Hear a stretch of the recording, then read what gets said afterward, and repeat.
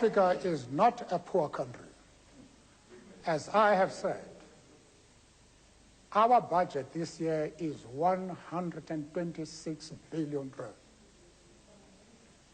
We also are going to reorganize the budget, restructure the budget in order to avoid the wastage of apartheid. We will be able to use the country's resources in a more efficient manner and to prevent the corruption which is so endemic in the National Party government. Please, ladies and gentlemen. The gravy trains where most of the funds of the country have gone have come to an end. We have committed ourselves to leaders trying to lead a style of life similar to those of the community.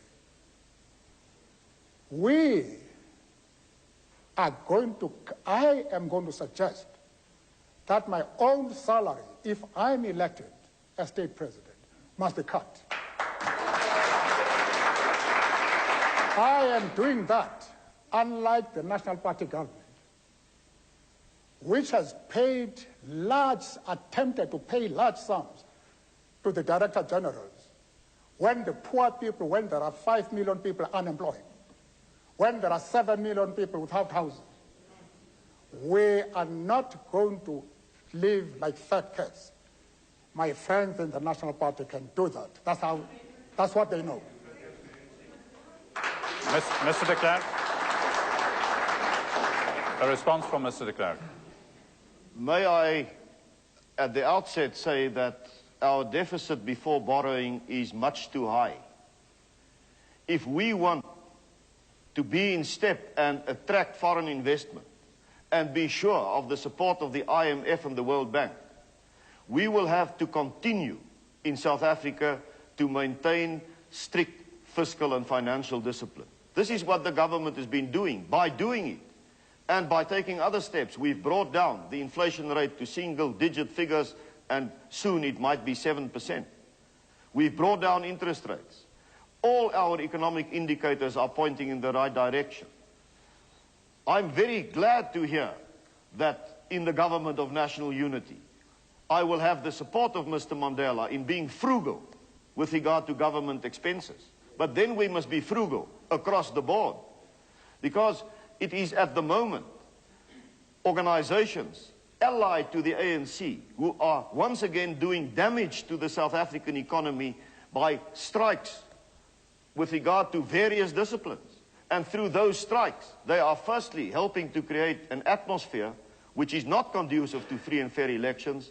Secondly, they're harming the economic interests of the country.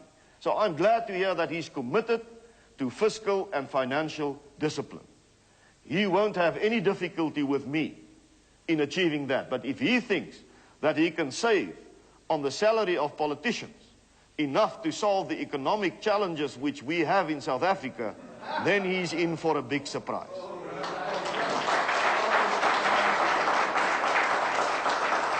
Thank you for your cooperation, Mr. Mandela. You can have a rebuttal. Obviously, Mr. de Klerk was not listening when I was speaking.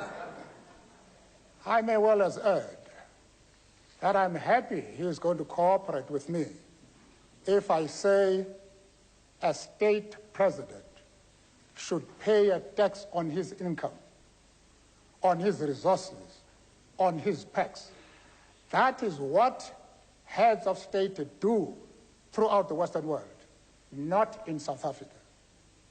We are also going to issue government bonds, reconstruction bonds, both in South Africa and abroad, to raise the funds that we need.